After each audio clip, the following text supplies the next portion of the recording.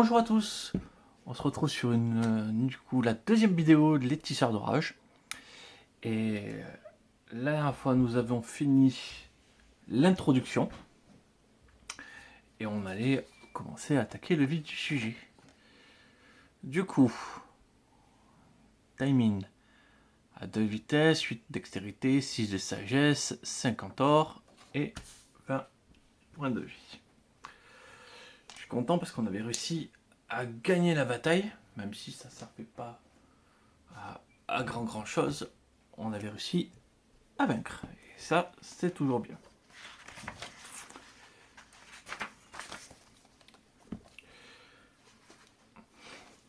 Du coup, on est reparti sur l'aventure. Ah non, mais ça, c'est l'introduction. Hop. Et on est parti pour l'histoire. Le matin. La ville résonne du roulement des charrettes, du brouhaha des conversations et des appels des marchands. Assis près de la fenêtre de l'auberge, vous admirez les abris multicolores dressés sur les chariots qui défilent dans les rues pavées, incapable de détacher vos yeux du fourmillement de cette ville urbaine. Il y a peu, vous gissez sur le champ de bataille, avec une blessure qui nous laisse peu de chances de survie. Aujourd'hui, pratiquement guéri par les grands médecins d'Utgard, vous prenez le temps d'admirer la beauté de la civilisation. La majeure partie de l'argent que vous avez touché après la campagne de Flandre est passé dans votre convalescence et votre séjour à l'auberge. Le roi Hernon a remercié les mercenaires qui avaient soutenu ses armées en leur versant leur solde. Vous avez déjà passé plusieurs semaines dans cette ville, et pour être honnête, il est grand temps que vous la quittiez. Un vent glacial pénètre par la fenêtre, et vous vous blottissez un peu plus dans votre fourrure d'ours.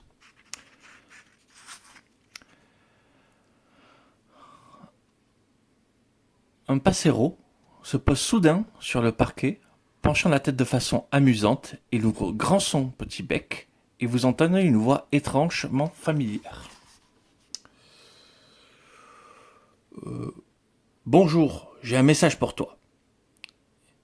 Il vous regarde en secouant la tête, puis parcourt la pièce du regard et reprend. C'est bon, je peux parler ? Très bien. Bonjour mon vieil ami. J'ai entendu dire que tu étais dans les parages. J'ai besoin d'aide de toute urgence. Je suis prisonnier de ma propre demeure, dans ma tour blanche, à 3 jours de route au nord d'Utgard. C'est la faute de ce vaurien, ce sorcier. Libère-moi et je ferai tout ce que tu voudras. Dans la mesure du possible, bien entendu. En tout cas, je peux te promettre de l'or. Par pitié, fais vite. J'ai terminé, tu peux t'en aller. Le petit oiseau ferme son bec et vous regarde d'un air curieux. Vous répandez quelques miettes de votre repas de la veille sur le rebord de la fenêtre. Le paresseux picore un instant, se retourne et prend son envol. Vous réfléchissez un instant. Cette voix appartenait sans doute à Zagoroth. Malgré ses manières si familières de s'adresser à vous, vous n'êtes pas séparés en bons termes. Après tout, qui voudrait être ami avec un mage ? Toutefois, vous pouvez être certain qu'il tiendra parole, et vous aurez bien besoin d'or. Et puis ce sorcier, il pourra avoir quelque chose à voir avec la tour noire dont vous rêvez. Quelque part, vous en êtes persuadé. De toute façon, vous n'avez plus rien à faire ici. Votre décision est prise. Donc, hop, on repart à 20 points de vie. On peut immédiatement partir vers le nord, 36, ou attendre encore un petit peu en ville, 143. Là, on va rester un petit peu en ville. On va faire un petit peu le tour de ce que la ville peut nous proposer.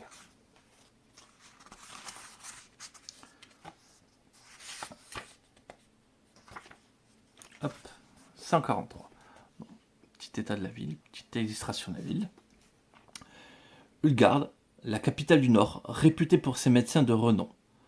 Ce n'est que sur ces terres et dans le climat où on peut trouver de la glaise rouge, ingrédient incontournable pour utiliser la plupart des médicaments du monde connus en raison de ses vertus médicinales extraordinaires. Vous pouvez vous rendre à l'auberge du dragon, chez un médecin, chez l'armurier, la maison des épées, l'impasse des voleurs. Bon, on n'y passera pas, hein, je vous le dis tout de suite. Et la boutique de Joaillier. J'ai envie de commencer par l'auberge. Hop, alors on va juste mettre le marque-page ici parce que 143, je pense qu'on va y revenir souvent. 53.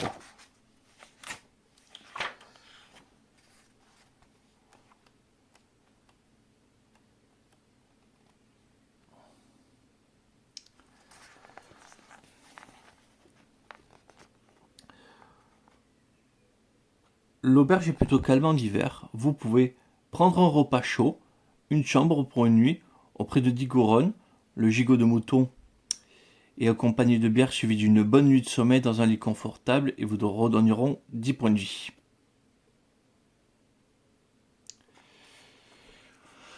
On pourrait écouter les ragots.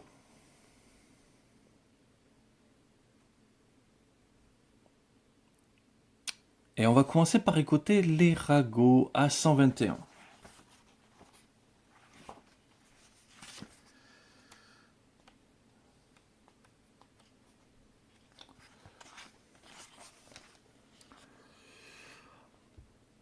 Ah, les ragots. Aucune auberge n'en manque jamais. Les convives éméchés et réchauffés par le feu qui crépite joyeusement parlent de plus en plus fort, sans se soucier des oreilles qui traînent. Et vous les laissez justement traîner les vôtres.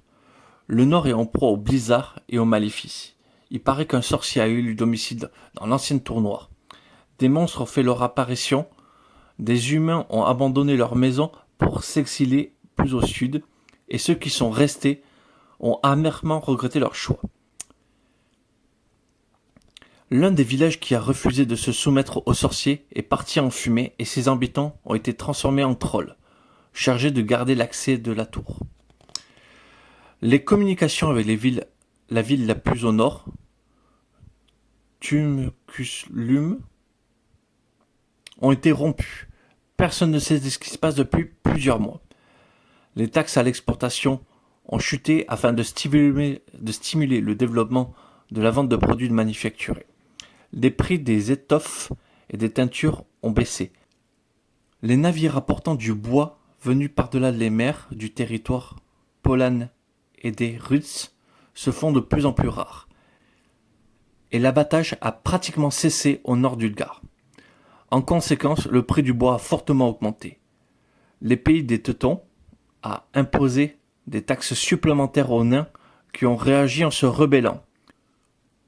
Le duc Sigismond a réprimandé l'insurrection par le fer et par le feu. Des branches d'arbres ont ployé sous le poids des pendus à la gloire de Wotan. Sous le couvert de la nuit, les nains rescapés ont fui vers le nord-est à leur recherche de nouveaux lieux pour leur demeure et leur mine. Vous plongez dans vos pensées. En effet, le monde a connu des bouleversements. Hop, on retourne à 53. Hop.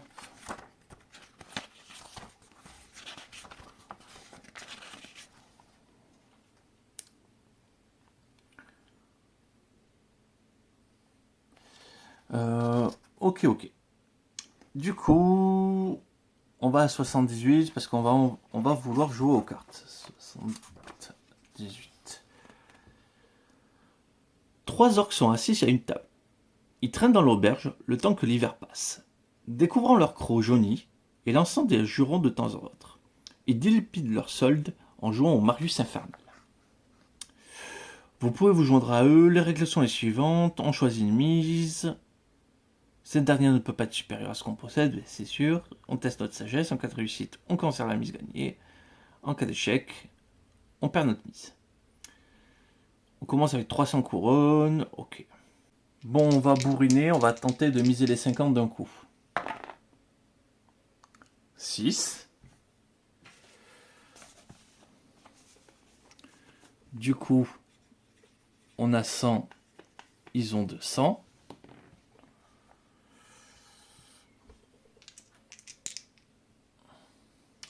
On mise 100.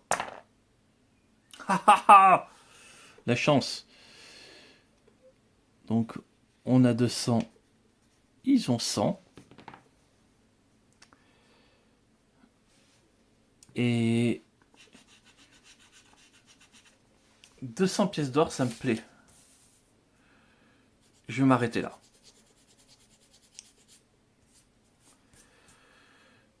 Hop. Un joli 200 pièces d'or. Ça fait plaisir. Du coup, on va quitter l'auberge. Donc, on retourne dans les rues de la ville.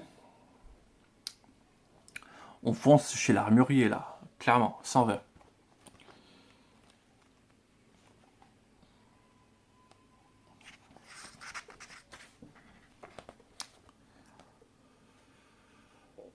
Des coups de marteau résonnent dans une forge avec un entrain, tandis que les apprentis de l'armurier s'affrètent à leur tâche.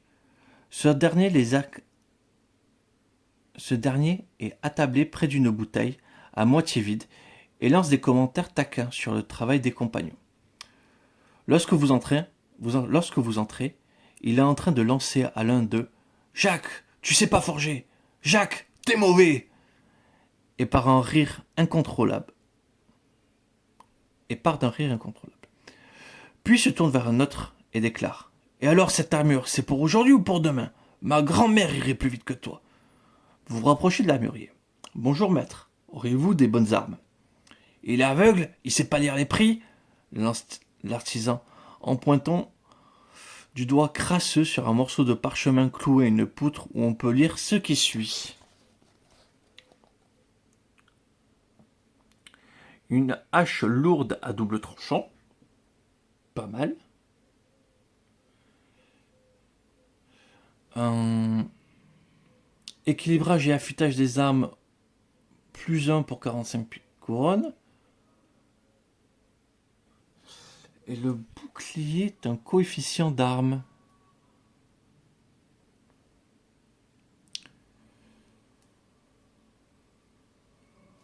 J'ai 200 pièces d'or. Du coup, 70, 80, 150, et je pourrais même me payer l'affûtage pour avoir un coefficient d'armes de 3.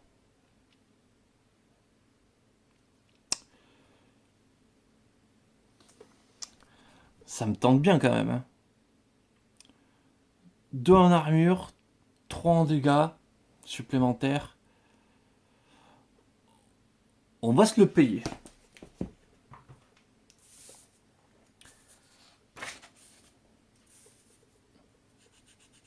Donc sur les 200, il nous reste 5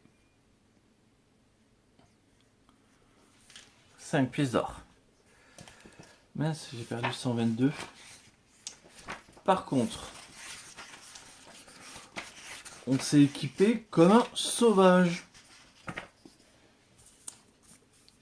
Parce que du coup, coefficient d'armes 3, plus 2 en armure, hache lourde, plus 1 parce qu'elle a été affûtée, et du coup une cotte de maille.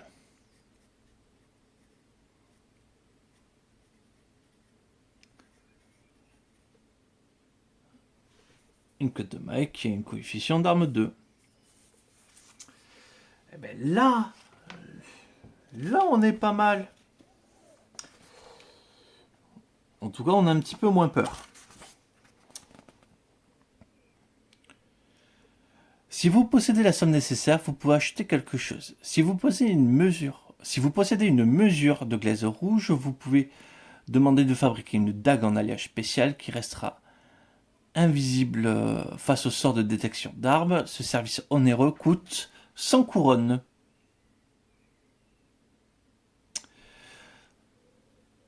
Hop, ben écoutez, on retourne à 143. Médecin, on va pas aller voir un médecin, on n'a pas besoin d'un médecin. On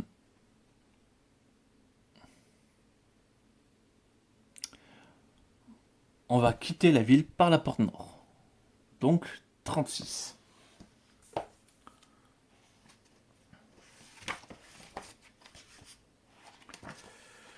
Allez, on va quitter la ville. On a acheté des équipements.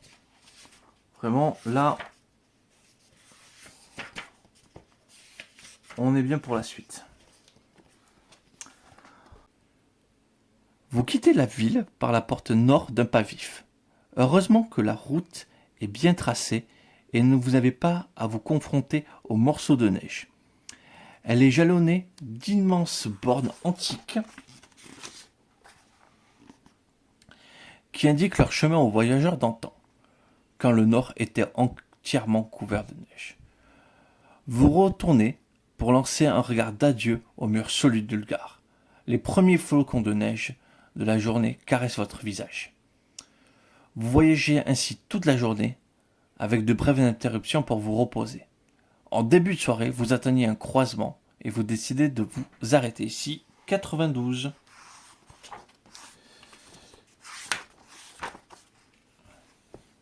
Hop, le petit croisement.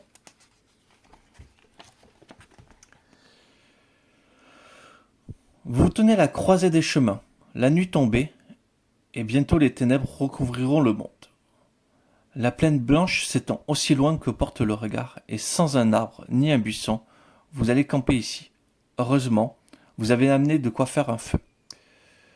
Vous vous dégagez un espace dans la neige pour allumer, le soleil se couche à l'horizon, et au loin, des loups hurlent.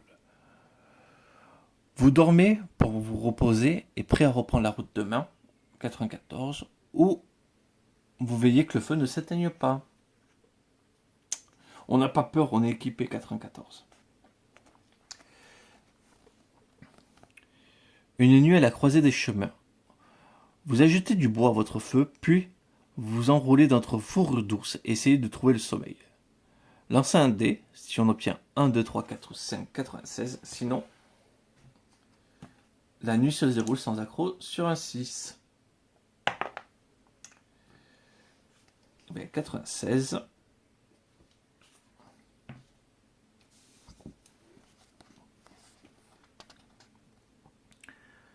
Des hurlements se rapprochent. Vous vous levez la tête et apercevez les yeux rouges qui brillent dans l'obscurité. Vous le levez d'un bond et vous ajoutez du bois au feu, faisant ainsi jaillir les flammes. La lumière vous révèle des loups blancs, tout crocs dehors. Terrain de combat 96.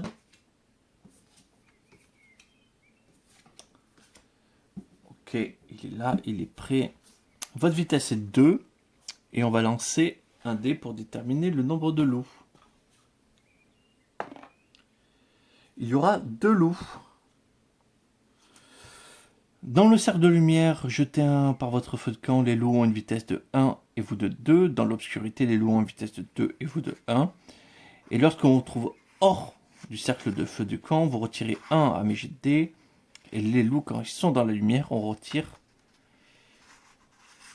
1 à leur jet de dés. Alors, tac. 2 et 1. Les petits loups. 2 et 1. Hop, alors attendez. On va prendre une autre petite boîte pour surélever.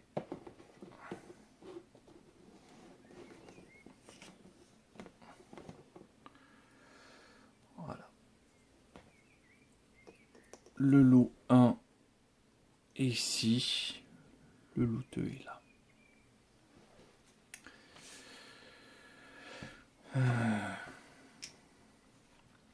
C'est toujours moi qui ai l'initiative.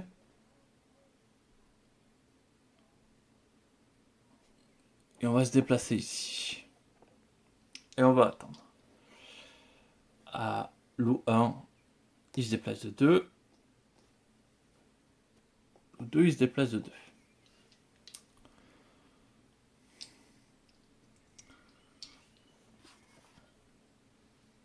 Ah oui, après quand on ait remporté la manche, les loups m'éloigneront du feu de camp, un texte de dextérité, et sinon ils me tirent de 2 vers l'obscurité.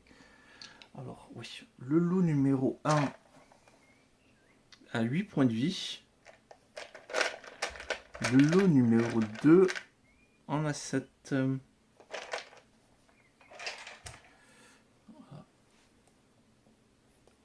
points de vie pour lui. Et 8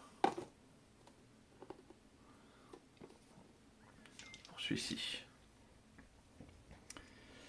Ben, tour 2 à moi, je me rapproche du loup 2. Donc j'ai 8 en dextérité contre un loup 2 qui en a que 6. Ah mais le jet de dés.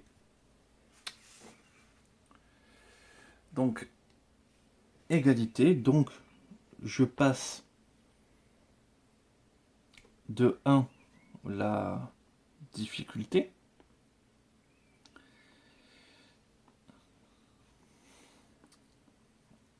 Non, je passe de 2 la difficulté parce que moi j'ai 8 en dextérité alors que le loup il n'a que 6.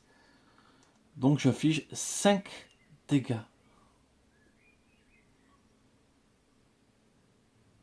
Il lui reste 2 points de vie, bien sûr du coup. Il est repoussé, mais il ne pourra pas être repoussé plus loin que le bord de la carte. Le loup numéro 1 vient en contact. Alors, il a une vitesse de 2, mais après, puisqu'il a commencé dans l'obscurité. Et m'attaque. Je suis toujours le dé rouge. Lui, il a 7, donc j'ai toujours 2 de plus que lui. Mais mon coefficient d'arme est de 3. Ils n'ont pas le coefficient d'armure. Il lui reste 3 points de vie. Le loup numéro 2 vient. Il avance. Ah non, il lui reste 2 points de vie parce que du coup il est dans la lumière. Le loup numéro 1 m'attaque. Le numéro 2. Donc il reste dans l'obscurité, donc c'est le résultat du dé. Il passe de 1, il m'inflige un dégât.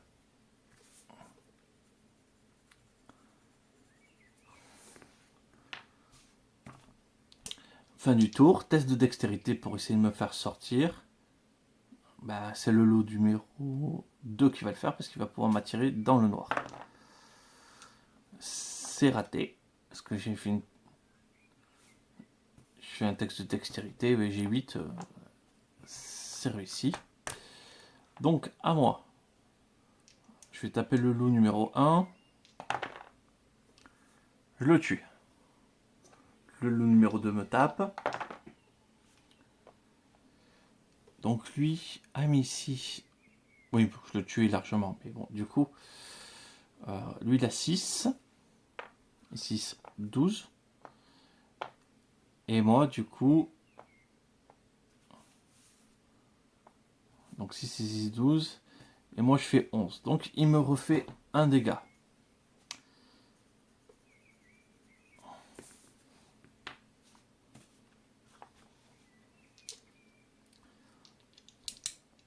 À moi. Là, je l'ouvre en deux.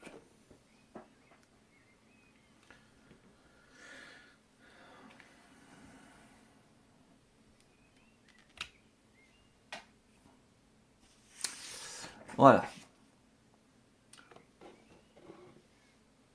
Donc, je repose ça. Ils ne m'auront pas embêté longtemps.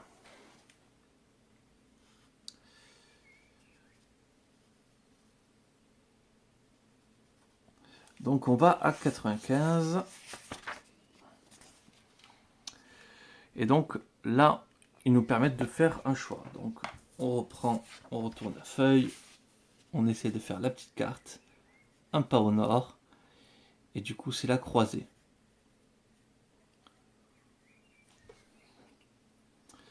Eh bien, on va continuer au nord.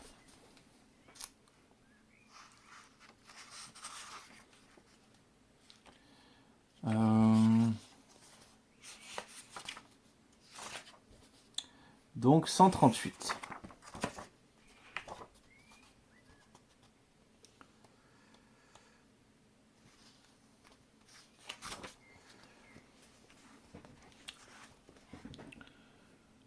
Le gardien.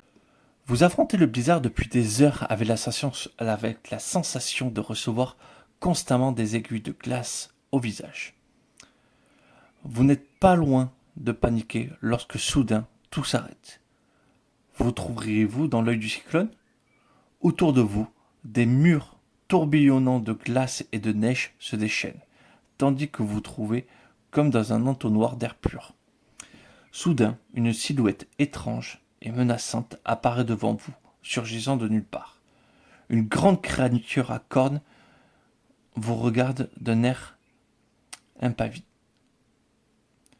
Elle tient une hache double tranchant dans l'une de ses mains griffues et un énorme bouclier plein de motifs rouges et noirs dans l'autre. Une nuée de mouches bourdonne autour d'elle, que le monstre chasse d'un coup de queue. Bonjour voyageur, je suis Azazel, invoqué pour garder cette route. Fait-il d'une voix grave et sourde. Tu n'iras pas plus loin. Si ta vie t'est chère, retourne-en, je t'en prie, car je trouve nul plaisir à tuer. Pour poursuivre sur cette voie, tu devras me vaincre, et il n'est pas chose aisée. Nul n'est parvenu depuis des siècles.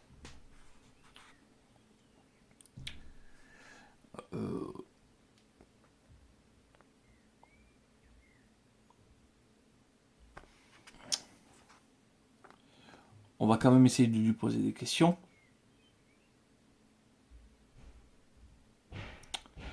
Du calme, discutons un instant. Vous avez l'impression que le monstre à cornes sourit légèrement en attendant de vous écouter. Pose tes questions, Taimin. J'ai tout le temps du monde devant moi. Que es-tu? 09.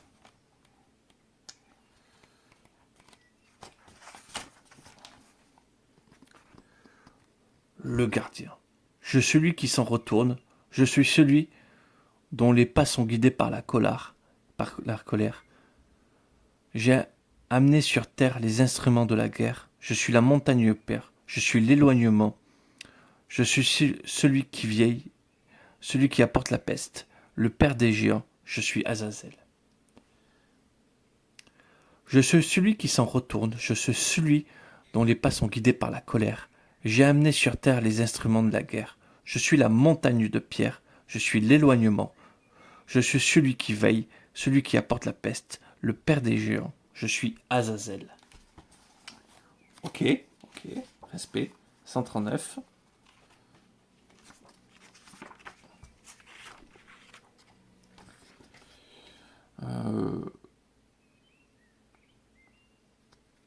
Que gardes-tu? 25. Voilà, on va le remettre là parce qu'on va venir tout le temps.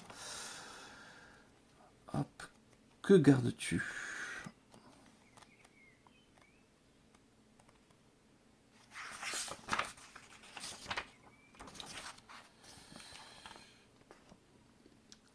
L'espace d'un instant, un recture déforme la gueule d'Azazel. Ses phalanges blanchissent tandis qu'il serre sa hache. J'ai été enchaîné, j'ai été forcé contre ma volonté à garder un tas de bouse. Arrête de m'énerver ou je ne répondrai plus de rien. Je comprends, ouais, on va... Calme-toi. À 56, comment est la vie dans le royaume souterrain?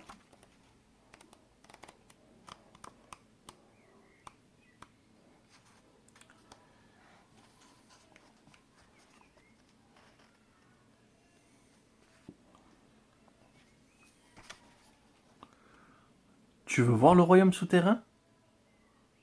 Azazel répond à votre question par une autre. Qu'en dites-vous? Bah... ouais, 137.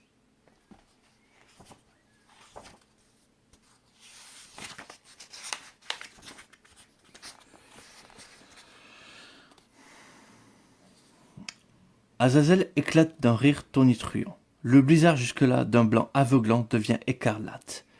L'ombre du bouc grandit rapidement jusqu'à vous envelopper entièrement. Vous sentez vos genoux céder, vos armes tomber à terre. Imbécile, tu pensais vraiment pouvoir jouer au plus malin, me vaincre avec tes armes ridicules.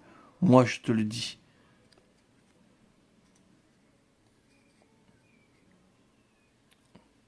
Mince, moi je te le dis, aujourd'hui encore tu visiteras le royaume souterrain. Tu ne verras plus jamais la surface. À genoux, vermine.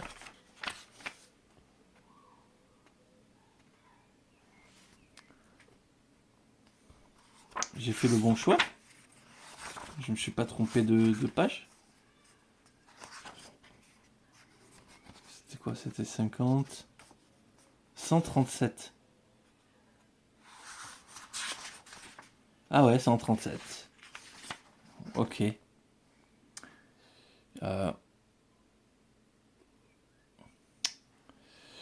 Bon, du coup, pardon. Vous puissiez dans vos dernières forces pour briser le sortilège, saisissez vos armes et vous alignez d'un bond. Vous vous jetez dans un blizzard et vous courez à l'aveuglé par la tempête.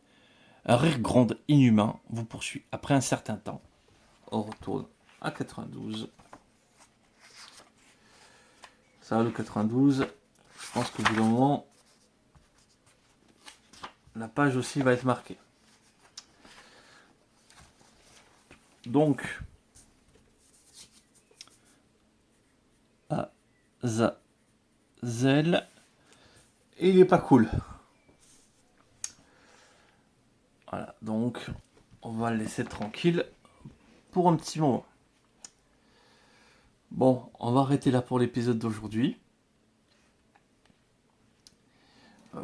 Résumé de ce qui s'est passé. On s'est équipé comme des fous furieux.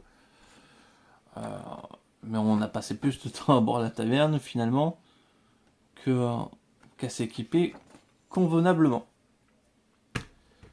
En tout cas, voilà. Je vous remercie d'avoir regardé.